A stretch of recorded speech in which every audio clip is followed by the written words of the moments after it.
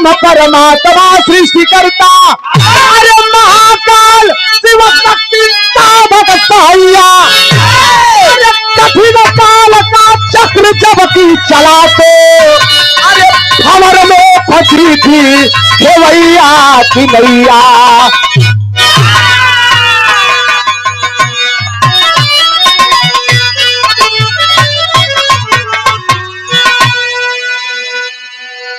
कठिन काल का चक्र जब की चला तो भंवर में फंसी थी खेवैया की नैया। इस समय होले लोग कहलन कि जमाना बदल गया है। कहाँ जमाना बदलल है? दिन होता है, रात होता है, शादी ब्याह होता है, लड़की लड़का होता है। जमाना ना बदलल है, जमाने का लोग बदल गए हुए, अपडेट हो गए हुए, जल्ला आधुनिक जमाना हो गया है। ए भैया, इस समय होले वक्त होला, ऐसा वक्त होला कि कबो नैया गाड़ी पे तो कबो गाड़ी नैया पे। इस समय है एक लाइन गीत है, और ये गीत के हमारे रामदेव गुरु जी, बुल्लू गुरु जी बड़ा अपने जवानी के आलम में बड़ा उमंग में गावत रहलन। कैसे?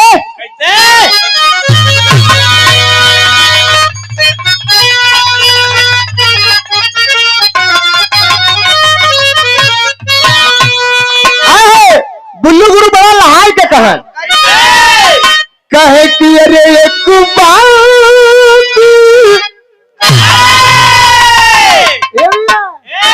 कि एक बात अरे मरी सजनी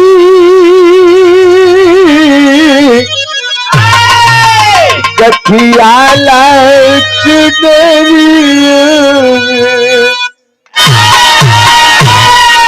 लेकिन जब रामदेव गुरु जी का पारी आवे तो उठाए दे स्वर उठाए के कहा कैसे? अरे तेरा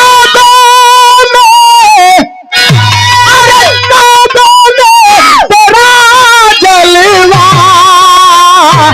काशी में नजारा है।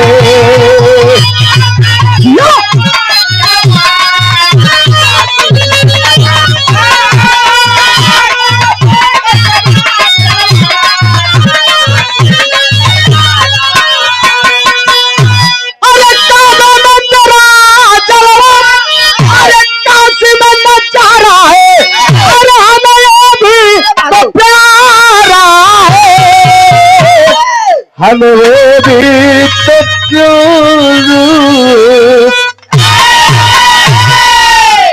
सही है। ए भैया, इंसान के दुनिया में जिए के हो तो शान से जिए। एक पुड़िया जहर खाए के खाए वाला घरे कहना हो अरे अच्छा है मर जाना बेकार के जीने से।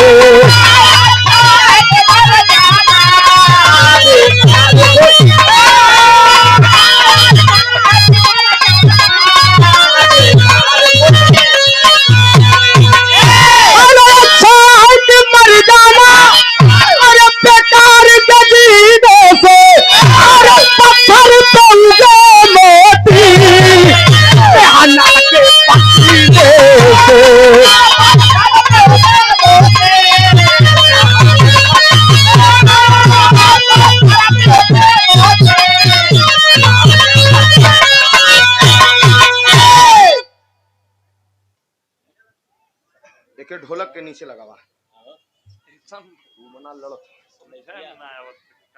दबत आवाज।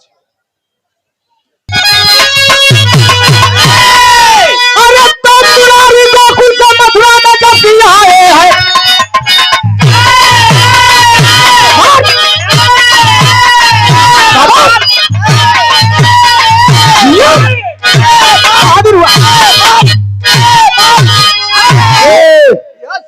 नाइट में सुकटी कठोर कंस के आतंक को मिटाए हैं। श्याम बलराम का जयकार चारों ओर हुआ, पति पावन को प्रजा पाकर के विभोर हुआ। वही कुछ लोग कृष्ण से भी जलने वाले थे। प्रसेनजीत शस्त्राजीत दिल के काले थे। प्रसेनजीत ने तपस्या को महान किया। प्रसेनजीत ने तपस्या को महान किया। भगवान सूर्य ने कन्या तक परिप्रदान किया। भगवान सूर्य ने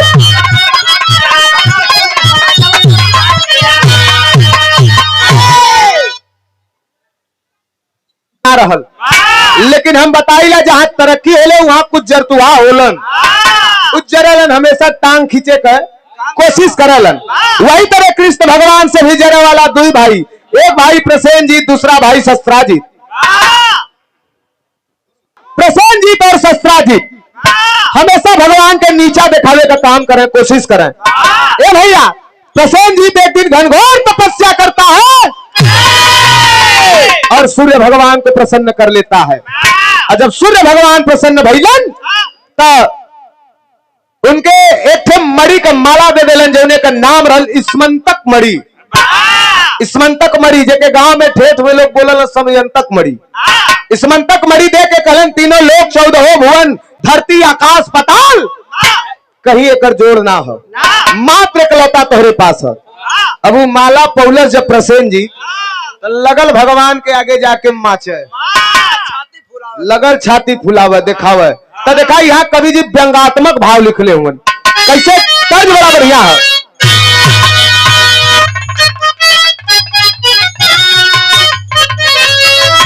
कैसे और लेला और बढ़ावा पत्ती।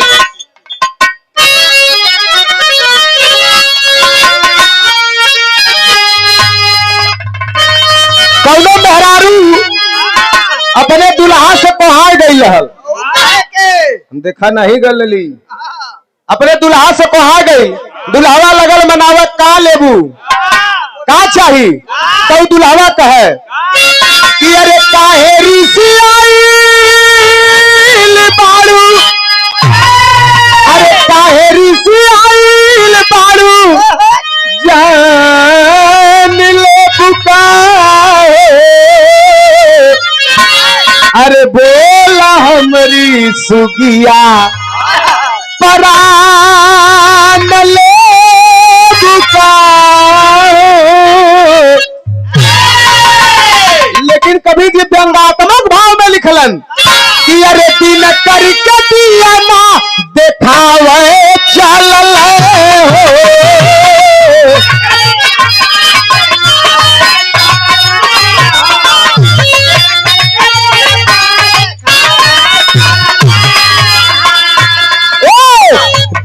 करके दिया ना देखावे चल। अरे बाजू लायक सवा झुकावे चल, बाजू लायक सवा झुकावे चल।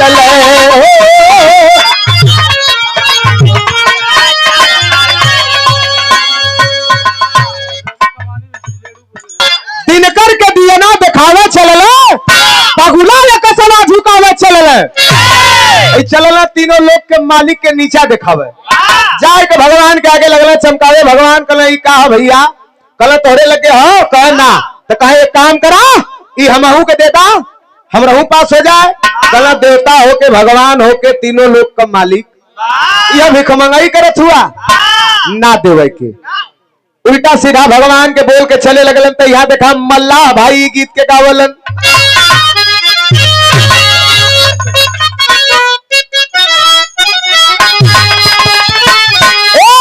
कि प्रभु आप, एक मल्लाह भाई गावलन कि अरे धीरे से बहो गंगा मैया,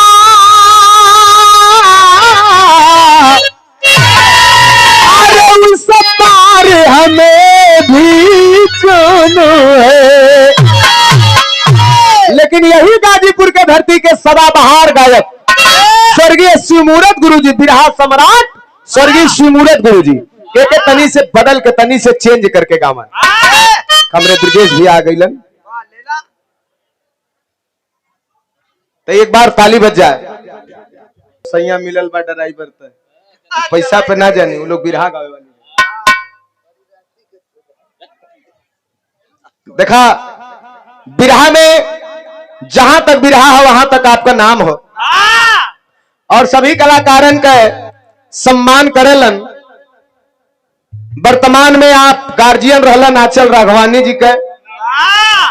भैया आचर रघवानी पुरान संग में का हो मोहम्मदपुर हाल हुआ का पुरान संग लगा था ना। अच्छा ठीक ठीक आवेदा आवेदा। और देखिए हमारे गुरु घराने से ग्राम सभा मोहम्मदपुर जिला चंदौली पूज्य गुरुजी बिरहा शिरोमणि कवि हृदय सम्राट स्वर्गीय चंद्रिका गुरुजी के सहोदर अनुज छोटे भाई हमारे बहादुर यादव कक्का आपका भी आगमन होने वाला हो, लेकिन आपके ओर से आशीर्वाद पहले आगल हो। बहुत बहुत धन्यवाद है, प्रणाम अदे वाले के। अभी आवत हूँ रस्ते में हूँ। अरे का करबा लगन पताई का टाइम है, सब व्यस्त है। मेरे कक्का के चरणों में बहुत बहुत प्रणाम। यार राजा तू समझी के उठाला तो जीजा लोगन के तो हम उठाई दे।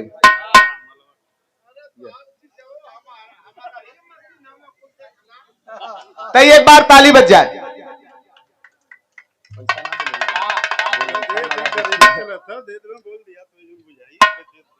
तो जबरी ले सकीला ना।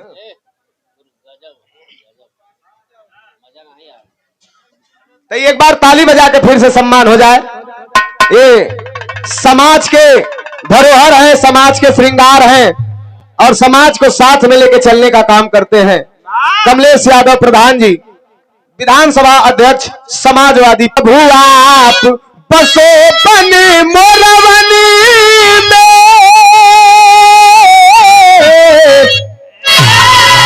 अरे प्रभु आप बसो बने मोरवन में, मेरी उम्र गुजर गई थोरावन में। कैसे ऊपर वाला और उठा दिया।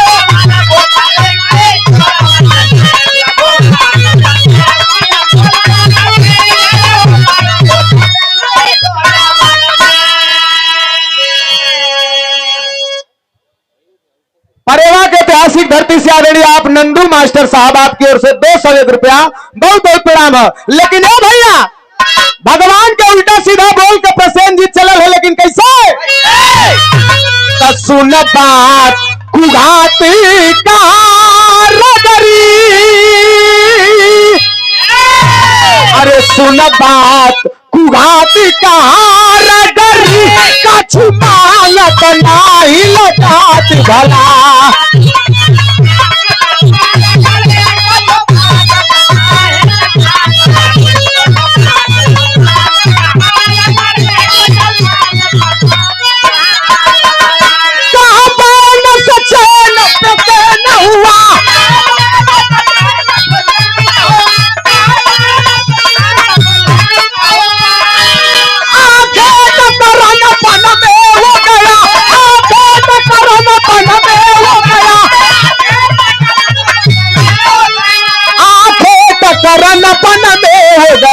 एक से रन घेरलिया बन में, एक से रन घेरलिया बन में तन प्राण विसार चला।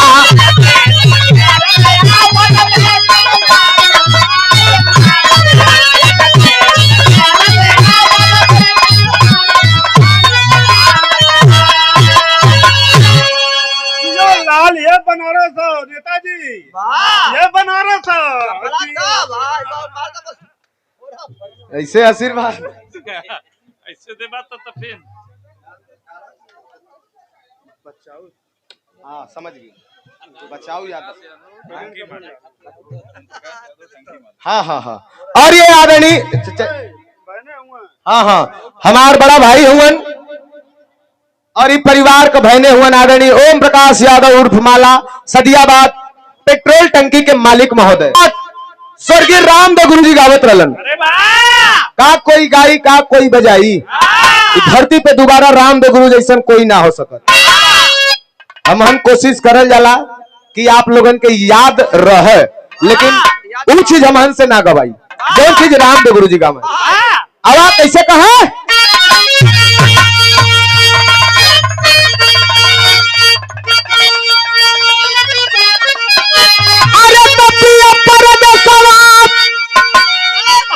ए मास्टर काली फूफा मंचे पे बैठल हुआ, जंगर चोरई कैसे हुई? रिपोर्ट जाई गड़वा घाट ले। हाँ बढ़ावा।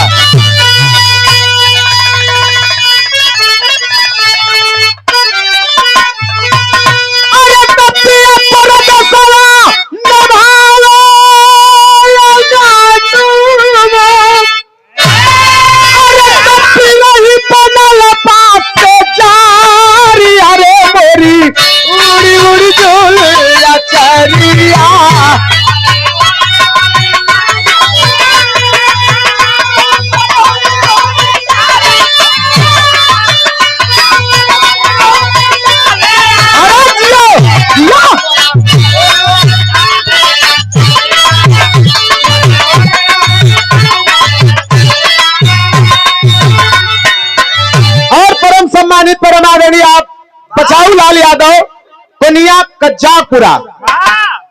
देखा नहीं नहीं फूफा अगर न चढ़ पावे तो जबरी मत करा।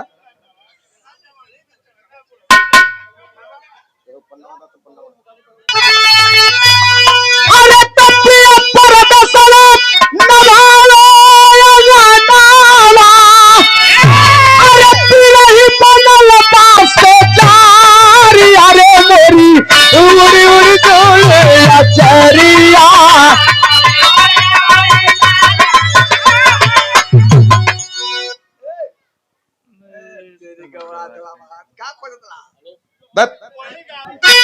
अरे तपिया पर दसला जठान नहीं हरावा, अरे भासुर सुनाया मुचन पे। मंगरू चचा मिलैया आवा। अरे पिया पर दसला जठान नहीं हरावा, अरे भासुर सुनाया मुचन पे। अरे हम बिकाई गईलिए कबीरा पान पे, हम बिकाई गईलिए कबीरा।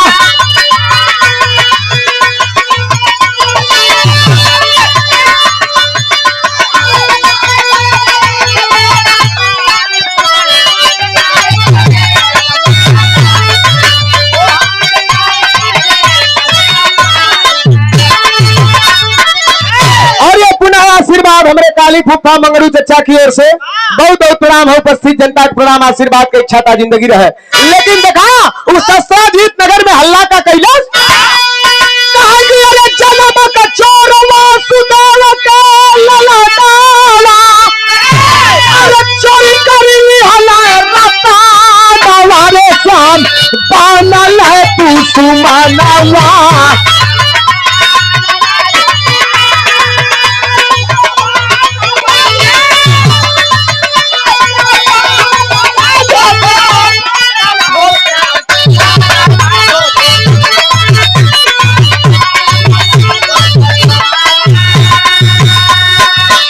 जाई जाई सबसे अरे विपतिया सुनावे, अरे कुटिल कलंक नंद लाल के लगावे।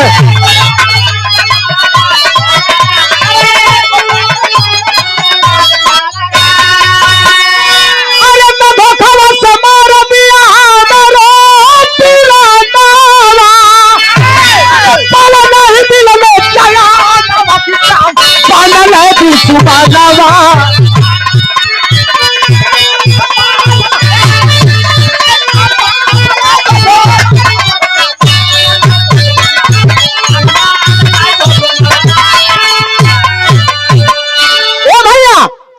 शस्त्राजीत कलश कि जन्म का चोर हुआ कृष्ण भगवान, कभी मेहरारून का कपड़ा चोरौलन तो कपो माखन चोरौलन।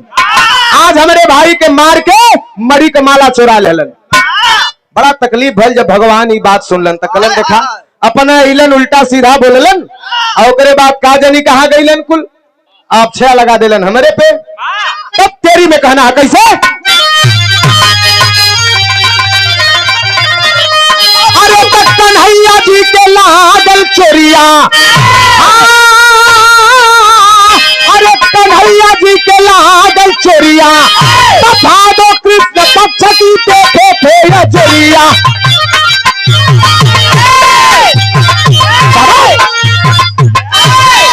भादो कृष्ण पक्ष की देखे थे अजोरिया, कन्हैया जी के लागल चुरिया। कृष्ण भगवान सर का मुकुट उतार के रख देलन सिंहासन पे, चल देलन पता लगावे के लिए।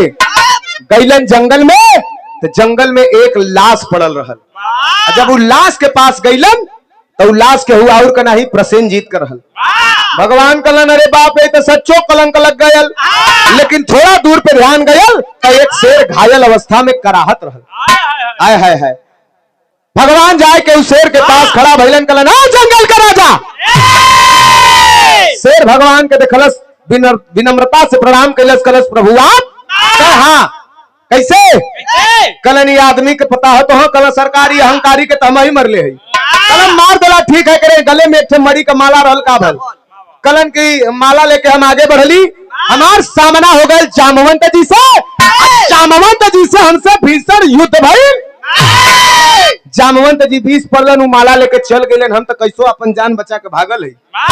कलन मिली है कहाँ? कलन यह रास्ता दे के चल जा, आगे एक गुफा हो, वही गुफा के पास मिल जाई है आपसे। भगवान धीरे धीरे पहुंच गए जामवंत जी के गुफा के पास। और जब जामवंत जी के गुफा के पास पहुंचलन, आवाज देलन। जामवंत जी निकल के बहरे अलन। कृष्ण भगवान के देखता विनम्रता से प्रणाम कैलन। कैसे? माला